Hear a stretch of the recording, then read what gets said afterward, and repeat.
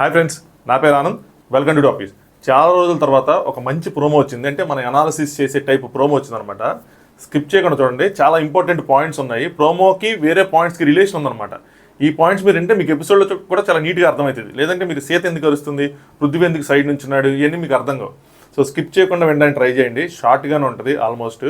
So అలాగే video like చేయండి. దాంతోపాటు నా ఒపీనియన్స్ నచ్చితే నేను చాలా స్ట్రాంగ్గా నా ఒపీనియన్స్ పెడతాను. మీకు నచ్చితే ఖచ్చితంగా లైక్ చేసి ఛానల్ని సబ్స్క్రైబ్ చేసుకోండి.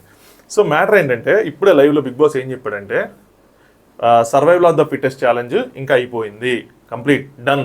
రాత్రి సీత ఏడ్చిన ఏడుపంతా వేస్ట్ అయిపోయింది. సో ఇంకెవరికి ఛాన్స్ లేదు, ఎవరికి ఛాన్స్ ఉండబోట్లేదు ఆ టాస్క్లు ఆడటానికి. సో కాంతారా టీము ఓడిపోయింది ఎక్కువ ఛాలెంజెస్, శక్తి టీం ఎక్కువ ఛాలెంజెస్ గెలిచింది కాబట్టి వాళ్ళకి వీళ్ళు ఇచ్చిన అడ్వాంటేజ్ అంటే అబ్బో భయంకరమైన అడ్వాంటేజ్ అంటే ఏమీ లేదు. మీ క్లాన్లోంచి ఒకరు డైరెక్ట్గా చీఫ్ కంటెండర్ అవుతారు అని చెప్పారు. సో ఆ చీఫ్ కంటెండర్ని మీరు డిసైడ్ చేసుకొని చెప్పండి అని చెప్పాడు అనమాట బిగ్ బాస్. సో వీళ్ళలో వీళ్ళు డిసైడ్ చేసుకొని, నాకు అర్థమైంది ఏంటంటే, ఇంకా డిస్కషన్ జరుగుతున్నాయి, అర్థమైంది ఏంటంటే పృథ్వీని చీఫ్ కంటెండర్గా సెలెక్ట్ చేస్తారు. ఆదిత్య ఓం గారికి ఇంట్రెస్ట్గా ఉన్నా కూడా ఆదిత్య ఓం గారిని సెలెక్ట్ చేయబోయే అవకాశం ఉంది. ఎందుకంటే it's not about again group game అని అనుకోవట్లా. మీరు ఆలోచించండి, ఫెయిరెన్స్ ఆయన వచ్చింది 2 days బ్యాకే కాబట్టి, వీళ్ళు ముందు నుంచి ఉన్నారు కాబట్టి ఆబ్వియస్గా పృథ్వీ ఎండ్యూరెన్స్ టాస్క్లు ఇవన్నీ కొంచెం ఆడాడు కాబట్టి వాళ్ళ సైడ్. సో మేబీ ఆయనకి ఇవ్వటం ఫెయిరే, అందులో తప్పలేదు. సో అలా పృథ్వీని ఒక కంటెస్టెంట్గా వీళ్ళు సెలెక్ట్ చేశారు. వీళ్ళకి అర్థం కాదు ఏంటంటే, చాలామంది నబీలు పృథ్వీ ఇద్దరు చీఫ్లు అయ్యారు హౌస్కి అని అనుకుంటున్నారు. నేనేమనుకుంటున్నానంటే, ఇప్పుడు హౌస్లో ఉన్న క్లాన్స్ని డిజాల్వ్ చేసేసి కాంతారా శక్తి క్లాన్ లేకుండా ఇక్కడ నుంచి ఒక చీఫే ఉంటాడు అనుకుంటున్నాను. ఎందుకంటే వైల్డ్ కార్డ్స్ వస్తున్నారు కదా. సో బిగ్ బాస్ కూడా నైట్ వీళ్ళకి ఏం చెప్తున్నారంటే, సెకండ్ ప్రోమోలో, ఇది లైవ్లో జరిగింది, సెకండ్ ప్రోమోలో ఏం చెప్తున్నారంటే, ఇంకా తుఫాన్ని ఆపే సమయం ఆసన్నమైంది అని చెప్పి. సో పృథ్వీ ఒక కంటెండర్గా ఉంటాడు, మిగతా వాళ్ళందరూ కలిసి ఇంకో కంటెండర్షిప్ కోసం పోటీ పడాలి. ఆ పప్పీస్ ఆ టాస్క్లో ఎవరైతే గెలుస్తారో వాళ్ళు ఇంకో కంటెండర్ అవుతారు. సో ఇంకో కంటెండర్ అయింది ఎవరు, according to social media talks, Nabeel. So నబీల్కి పృథ్వీకి మధ్యలో ఫైనల్ టాస్క్ జరిగిద్ది. ఎవరైతే గెలుస్తారో వాళ్ళు ఇక నుంచి ఈ హౌస్లో ఉన్న గ్రూప్ ఆఫ్ పీపుల్కి ఆయన చీఫ్ అవుతారనమాట. సో శక్తివంతమైన కాంతారా, సో కాంతారా శక్తి కలిసిపోయి అది ఒక శక్తివంతమైన కాంతారా క్లాన్గా మార్పడి, సో ఈ 10 మంది ఒక క్లాన్గా మారి ఆ క్లాన్కి చీఫ్ అవుతారు. మేబీ అది నబీల్ అయి ఉండొచ్చు. సో పృథ్వీకి నబీల్కి మధ్యలో ఏం టాస్క్ పెట్టారు ఏంటన్నది చూడాలి. సో అది నిజంగా నబీల్ గెలిస్తే నబీల్ గ్రాఫ్ అలా పెరిగిద్ది, మళ్ళీ అన్నట్టు తరాజు అని వెళ్ళిపోద్ది అనమాట. లేదంటే చూడాలి అసలు ఏం జరుగుతుంది ఏంటని చెప్పి. నేను అనుకుంటున్నాను, అంతా అనాలిసిస్, నాకు వచ్చిన ఇన్ఫర్మేషన్ ఏం కాదు. అలాగే బయట నుంచి క్లాన్ వాళ్ళు కూడా వస్తారు కాబట్టి వీళ్ళు రాగానే వీళ్ళకి ఒక టాస్క్ జరిగింది నాకు తెలిసి. వీళ్ళలో ఒకరిని చీఫ్గా సెలెక్ట్ చేసుకొని వీళ్ళకి ఒక చీఫ్ ఉంటాడు, వాళ్ళకు ఒక చీఫ్ ఉంటాడు. సో అలా ఇక నుంచి ఈ గేమ్ కొన్ని వారాలు జరిగింది. తర్వాత సభ్యులు తగ్గిపోయిన తర్వాత మొత్తం కలిసి ఒకటే క్లాన్ అయిపోవటం, ఇంకా ఆక్రమణలు జరిగిపోయినాయి అని చెప్పి ఏదో భూకంపం వచ్చిందని చెప్తారు కదా, అలాగా అని అనుకుంటున్నా. ఇప్పుడు ఆ ప్రోమోలోకి వెళ్ళకముందు ఇంకొక డిస్కషన్ చెప్తా, ఇంపార్టెంట్ డిస్కషన్, నిన్న నైట్ జరిగిన డిస్కషన్ అనమాట.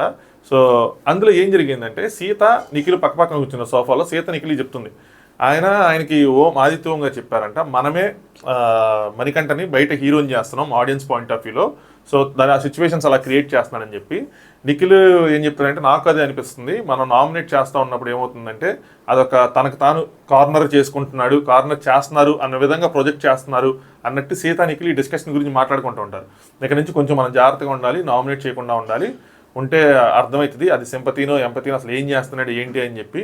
సో ఆ హౌస్లో ఆయన ఆ సిచ్యువేషన్స్ని క్రియేట్ చేస్తున్నాడు అని చెప్పి వీళ్ళిద్దరు డిస్కషన్లో పాయింట్ ఏంటంటే, ఈ హౌస్లో మనం ఆయన ఏదో కార్నర్ చేయకపోయినా కూడా చేస్తున్నాము అన్న విధంగా క్రియేట్ చేసి బయట ఆడియన్స్లో సింపతి తెస్తున్నాడు. అందుకనే ఇన్ని వారాలు అసలు ఏం చేయకపోయినా కూడా ఇన్ని వారాలు సేవ్ అవుతా వస్తున్నాడు అని చెప్పి వీళ్ళిద్దరు డిస్కషన్. అలాగే బయట నుంచి వీళ్ళు వచ్చిన తర్వాత, వైల్డ్ కార్డ్స్ వచ్చిన తర్వాత కూడా మనం జాగ్రత్తగా గమనించాలి, వాళ్ళు ఎవరితో ఎక్కువ మాట్లాడుతున్నారు, ఎవరితో తక్కువ మాట్లాడుతున్నారు అని చెప్పి గమనిస్తే మనకు అర్థమైపోయింది బయట ఏం జరుగుతుంది ఏంటి అని చెప్పి వీళ్ళిద్దరు అనుకుంటూ ఉంటారు. సో ఈ పాయింట్ ఎందుకు చెప్తానంటే, ఇప్పుడు సీత ప్రోమోలో అరిచిన దానికి రీజన్ ఇది అనమాట, బ్యాక్ ఆఫ్ ద మైండ్ అది ఉంది. సో ఇప్పుడు టాస్క్ జరిగింది. టాస్క్ ఏంటంటే నాకు అర్థమైంది, పృథ్వీ ఆల్రెడీ ఒక కంటెస్టెంట్ కాబట్టి, ఒక చీఫ్ కంటెండర్ కాబట్టి బయట ఉన్నాడు. సో టాస్క్ ఏంటంటే వీళ్ళందరూ పరిగెత్తాలి. అక్కడ కుక్క బొమ్మ ఉంది, ఆ కుక్కకు ఒక్కొక్క కంటెస్టెంట్ పేరు ఉంటుంది. సో పరిగెత్తుకుంటే లోపలికి వెళ్ళిన తర్వాత ఎవరైతే లాస్ట్ ఎంటర్ అవుతారో ఆ పర్సన్, ఆ కంటెస్టెంట్ ప్లస్ వాళ్ళు పట్టుకున్న పప్పి పేరు ఉన్నది వాళ్ళిద్దరూ నుంచుంటే పృథ్వీ వచ్చి ఫస్ట్ డిసైడ్ చేస్తాడు ఏంటి అంటే, వాళ్ళిద్దరిలో ఎవరు ఎలిజిబుల్, చీఫ్ అవడానికి కంటెండర్ అవడానికి ఎవరు ఎలిజిబుల్, ఎవరు కాదని చెప్పి. సో ఎవరినైతే రిమూవ్ చేసేస్తాడు రేస్ నుంచి, వాళ్ళు నెక్స్ట్ లాస్ట్లో ఉన్న వాళ్ళకి డిసైడ్ చేస్తారనమాట. సో ఎవరు వాళ్ళిద్దరు ఎలిజిబుల్ అని. అప్పుడు రిమూవ్ చేసిన వాళ్ళు మళ్ళీ నెక్స్ట్. సో పృథ్వీ చేంజ్ చేశాడంటే, నేను అనుకోవటం నాకు ప్రోమోలో వెనక్కి ముందు పెట్టారని అనిపించింది. నేను 2-3 సార్లు పరిపరి విధములుగా నేను పరిపరి విధాలుగా నేను చూసిన తర్వాత నాకు అర్థమైంది ఏంటంటే, ఫస్ట్ మణికంఠ, యష్మి. సో యష్మి దగ్గర మణికంఠ పప్పి ఉండే, సో తన ఎదురు బయట ఉండిపోయారు. ఉండిపోతే పృథ్వీ డిసైడ్ చేశాడు అనమాట. సో విన్నింగ్ క్వాలిటీస్ ఉండాలని కదా ప్రోమోలో మాటలు చెప్పుకుందాం. సో దాని తర్వాత మణికంఠని అవుట్ చేశాడు. దాని తర్వాత మళ్ళీ యష్మి సెకండ్ లాస్ట్ వచ్చింది. సో యష్మి దగ్గర ప్రేరణ అంటే వాళ్ళు యష్మి ప్రేరణ నుంచి ఉంటే మణికంఠ యష్మిని అవుట్ చేశాడు. సో నెక్స్ట్ వచ్చే పేరుకి యష్మి డెసిషన్ తీసుకుంటాం, డెసిషన్ మేకర్.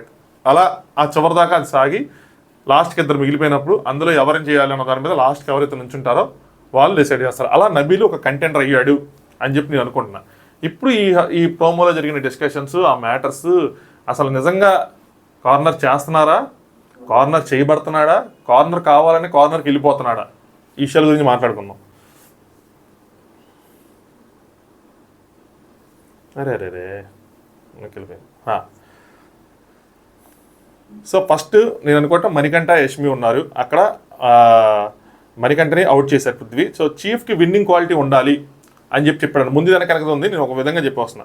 విన్నింగ్ క్వాలిటీ ఉండాలంటే మరి విన్ అయితేనే చీఫ్ అయినట్టు అంటే ఎస్, అది ఆయన ఒపీనియన్ అని చెప్పాడు అనమాట. విన్నింగ్ క్వాలిటీ లేకుండా చీఫ్ అవ్వలేరు అని చెప్తే Prithvi I'm going with Yashmi అంటే మరి నాకు అర్థమైంది పృథ్వీ. ఎందుకంటే మీరు అందరూ ఒక బ్యాచ్ కాబట్టి, ఆబ్వియస్లీ మీరు ఒకటి కాబట్టి, మీరు ఒక సైడ్ ఉంటారు కాబట్టి నువ్వు తీసేసావు అంతే, సింపుల్ అని చెప్పి. సో వీళ్ళకి పడదు కాబట్టి మరీని తీసేశాడు. దీని తర్వాత ఇక్కడ మణికంఠ తప్పులేదు. ఆల్రెడీ యష్మి చీఫ్ అయింది కాబట్టి కావాలంటే ఆ రీజన్ చెప్పి తీసి, కానీ ఆ రీజన్ కాకపోయినా సరే మణికంఠకు అవకాశం ఇద్దాం అని చెప్పి మణికంఠ కూడా ఉంచొచ్చు పృథ్వీ. బట్ నాకు అర్థమైంది పృథ్వీ అన్నాడు, యష్మి కరెక్ట్ డిసిషన్ తీసుకున్నాం, ఏం కాదులే అని చెప్పి యష్మి అంటుంది. దీని తర్వాత ఏమైందంటే దట్స్ ఓకే హౌస్ అని చెప్పి ఒక డైలాగ్ వినిపించింది. సో మణికంఠ ఇక్కడ నాకు కొంచెం డౌట్గా ఉంటుంది. బట్ మేబీ ఎపిసోడ్ చూసిన తర్వాత నాకు అర్థమైంది అంటే మణికంఠ కావాలని కార్నర్ తనను తాను చేసుకుంటున్నాడా, లేదంటే వీళ్ళే చేస్తున్నారా, వీళ్ళకి తెలియకుండా చేస్తున్నారా, లేదంటే తను తెలియకుండా అయిపోతున్నాడు అనుకున్నా. కానీ బట్ ఇప్పుడు మాట్లాడిన పదాలు ఇవన్నీ చూస్తే మాత్రం నాకు ఇది ఒక పక్క ప్లాన్ లాగా అనిపించింది. ఇప్పుడే నేను జడ్జి చేయను ఈ విషయం మీద. బట్ ఎపిసోడ్ చూసిన తర్వాత, లైవ్ చూసిన తర్వాత మనం క్లారిటీకి వద్దాం ఏం జరుగుతుంది. అంటే తన ప్రోమోలో యూజ్ చేసిన పదాలు మాత్రం చెప్తున్నా. దట్స్ ఓకే హౌస్ అన్నాడు.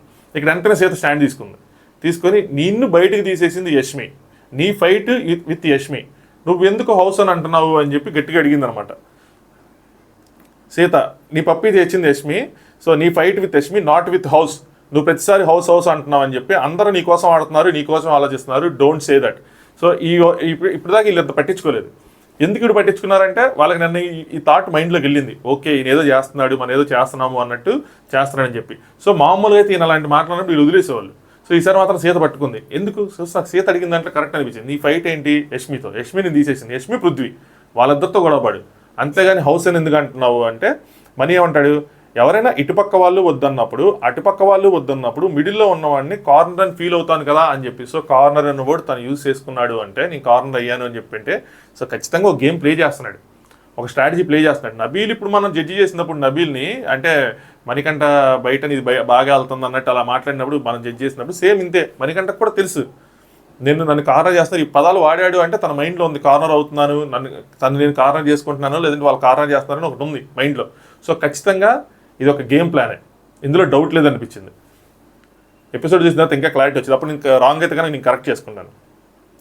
సో నాకు అర్థం కాదు ఏంటంటే మణికంఠని వీళ్ళు నిజంగా కార్నర్ చేస్తూ ఉంటే మణికంఠని ఎలిమినేట్ చేసేవాళ్ళు కదా వీళ్ళ దగ్గర ఛాన్స్ ఉన్నప్పుడు. మణికంఠకి ఛాన్స్ ఇద్దాం అని చెప్పి మణికంఠ అనుకొని మణికంఠని ఎందుకు ఉంచుతారు, సోనియాని ఎందుకు పంపించేస్తారు, వాళ్ళ చేతిలో ఛాన్స్ ఉన్నాడు. మనకు తెలుసు మణికంఠ ఆల్రెడీ సీక్రెట్ రూమ్కి వెళ్తారు, కానీ వాళ్ళకి తెలియదు కదా, వాళ్ళు ఖచ్చితంగా ఎలిమినేషన్ అని అనుకుంటారు. సో కార్నర్ చేసే క్యాండిడేట్లు అయితే నిన్ను జైలు నుంచి భుజాల మీద ఎందుకు మోసుకొస్తారు, నిన్ను మీద నీకు విజిల్స్ ఎన్ని వేసి అని చెప్పి ఎందుకు చేస్తారు, నీకెందుకు అవకాశం ఇస్తారు అందరూ ఉండగా, అసలు నీకు కార్నర్ చేస్తే అసలు నీకు అవకాశం ఇవ్వరు గేమ్లో. అలాంటిది నీకు అవకాశం ఇచ్చి సాక్రిఫైస్ కూడా నిన్ను ఆ క్లాన్లోంచి తీసేసినప్పుడు కూడా నీ అంతటి నువ్వు ఫస్ట్ సాక్రిఫైస్ అని చెప్పి నీ అంతటి నువ్వు కన్విన్స్ అయ్యావు, నేను క్లాన్ కోసం చేస్తున్నాను, వైల్డ్ కార్డ్స్ నాపాలి, అది నా మోటో అని చెప్పి నీ అంతటా నువ్వు చేసిన తర్వాత వాళ్ళు చేశారు.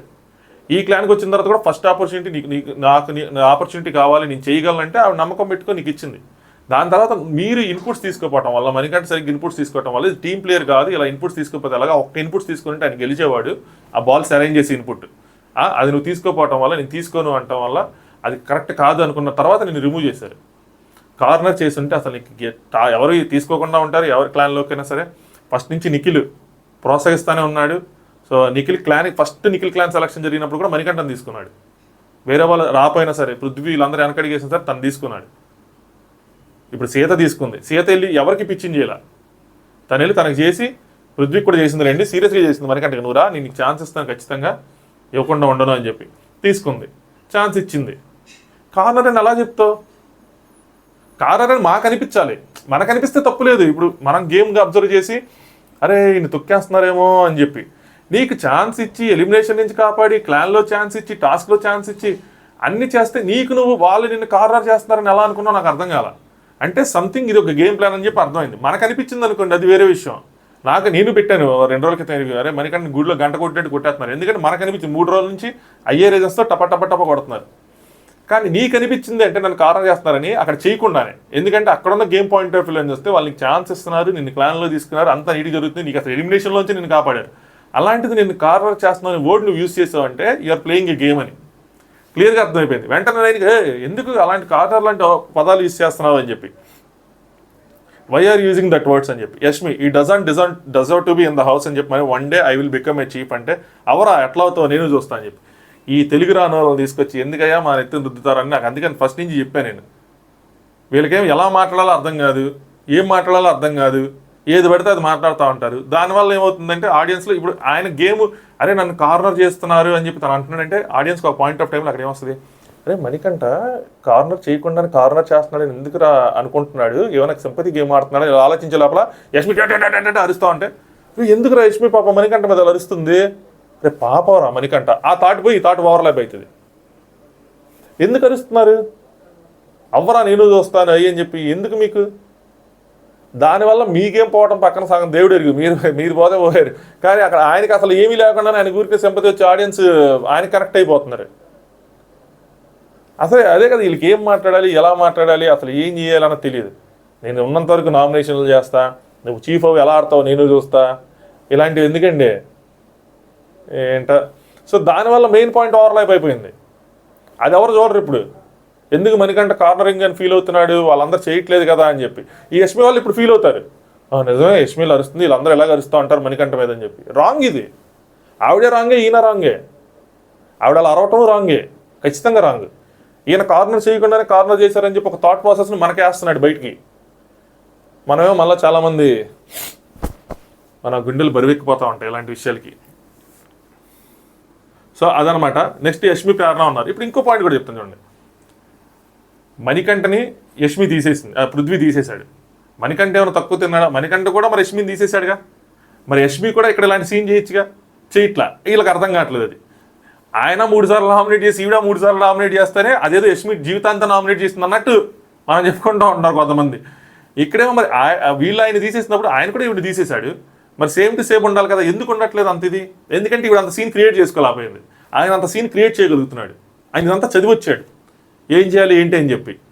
అదొక గేమ్ ఆయన ఆడుతున్నాడు. ఇప్పుడు ఏంటంటే యష్మి ప్రారంభించంటే యష్మి చీఫ్గా ఛాన్స్ వస్తే నన్ను నేను కరెక్ట్ చేసుకుంటానంటే, మనీ నేను నువ్వు కరెక్ట్ చేసుకోవాలంటే నువ్వు లాస్ట్ చీఫ్గా ఫెయిల్ అయ్యావు, లాస్ట్ చీఫ్గా ఫెయిల్ అయింది కాబట్టి నన్ను నేను కరెక్ట్ చేసుకుంటానంటుంది. మళ్ళీ నువ్వు కరెక్ట్ చేసుకోవడానికి స్కోప్ అయిపోతే ఎక్కడ కరెక్ట్ చేసుకునిద్ది? పక్కన ప్రేరణ ఏమిటంటే నేను ఇంతవరకు చీఫ్ అవ్వలేదు, వ్యాలిడ్ పాయింట్, నేను ఇంతవరకు చీఫ్ అవ్వలేదు కాబట్టి నేను అవ్వాలనుకుంటున్నానని. ఆవిడ ఏంటంటే చీఫ్ అయ్యానని చెప్పి తీసేస్తే ఇంక నేను మళ్ళీ ఇంకోసారి చీఫ్ అవ్వద్దా, ప్రతిసారి ఈ పాయింట్ పెట్టి ఎలా తీసేస్తారని. సో ఈ పాయింట్కి ఎవరెవరు కనెక్ట్ అవుతారంటే అందరూ ఒక్కొక్కసారి చీఫ్ అయితే అప్పుడు కనెక్ట్ అవుతారు. లాస్ట్ టైం ఇలాగే ఒకసారి కెప్టెన్ అని చెప్పి పెద్దగా ఇంకా కెప్టెన్ ఎన్నిసార్లు రేస్లో కష్టపడి వచ్చినా కూడా ఇంకా తీసేస్తానే ఉన్నారు. సో దాని తర్వాత ఏం చేశాడంటే మణికంఠ ఐఎమ్ రిమూవింగ్ యష్మి అని చెప్పి యష్మిని రిమూవ్ చేశాడు. మరి మణికంఠని వీళ్ళు రిమూవ్ చేసినప్పుడు అంత సీన్ అయింది, మరి మణికంఠ యష్మిని రిమూవ్ చేసినప్పుడు ఎంత సీన్ అవుతుంది? అవ్వదు. అదే ప్రాబ్లం. సో ఆయన ఆడినట్టు ఆయన ప్లే చేసినట్టు వీళ్ళు ప్లే చేయలేకపోతున్నారు అది. సో ఇట్స్ క్లియర్లీ నాకైతే ఈరోజు మాత్రం ఎవిడెంట్గా అనిపించింది. చాలా మందికి నచ్చదు, మణికంఠ ఫ్యాన్స్ ఉన్నారు నాకు తెలుసు, బట్ నా ఒపీనియన్స్ నేను మాత్రం స్ట్రాంగ్గా పెట్టాలని డిసైడ్ అయ్యా. నేను ఎపిసోడ్ చూశాక నా ఒపీనియన్ కనుక రైట్ అయితే నేను ఇంకా స్ట్రాంగ్గా నా ఒపీనియన్స్ పెడతాను. ఒకవేళ నేను తప్పు అయితే కనుక అప్పుడు నేను మార్చుకున్న ఒపీనియన్ ఖచ్చితంగా చేంజ్ చేసి చెప్తా. లేదు నిజంగా నాకు అనిపించింది, నిజంగా వాళ్ళు కార్నర్ చేశారంటే కనుక అటు సైడ్ వాళ్ళు తీసుకోలేక ఇటు సైడ్ తీసుకోలేక అక్కడ ఏదైనా డిస్కషన్ జరిగి నిజంగా మణికంఠను కనుక వాళ్ళు తొక్కేస్తే నేను ఖచ్చితంగా స్టాండ్ తీసుకుంటాను మణికంఠకి. అందులో అసలు ఏం డౌట్ లేదు, డౌటే ఉండదు. దీనికి ముందు నేను యాక్చువల్గా ఓటింగ్ అనాలిసిస్ వీడియో చేసి అది అప్లోడ్ చేద్దామని చెప్పి వెళ్ళేపాటికి ఇది వచ్చింది. రే అనుకొని ఫస్ట్ ఈ ప్రోమో చేద్దామని చెప్పి ఈ ప్రోమో చేశాను. ఈ ప్రోమో తర్వాత మళ్ళీ ఓటింగ్ అనాలిసిస్ చెప్తాను. 1-2 వర్డ్స్ అటు ఇటుగా ఉంటాయి అందులో, బట్ బాగానే ఉంటుంది voting analysis. So video like చేయండి, మీ ఒపీనియన్ అనేది ఖచ్చితంగా కామెంట్ చేయండి. But with all due respect, నేను ఎంత రెస్పెక్ట్ఫుల్గా చెప్పాను మీరు కూడా మీ తోటిగా ఎవరైతే కామెంట్ చేస్తున్నారో వాళ్ళు కూడా అంతే రెస్పెక్ట్తో ట్రీట్ చేయండి. ట్రీట్ చేసి వాళ్ళకి రిప్లై ఇచ్చినప్పుడు కానీ ఏదైనా సరే కొంచెం బూతులు లాంటివి అవాయిడ్ చేస్తా, కొంచెం లాజికల్గా కామెంట్స్ పెడతా ఉండండి. వీడియో లైక్ చేయండి, అలాగే ఛానల్ సబ్స్క్రైబ్ చేసుకోండి. Thanks for watching top views.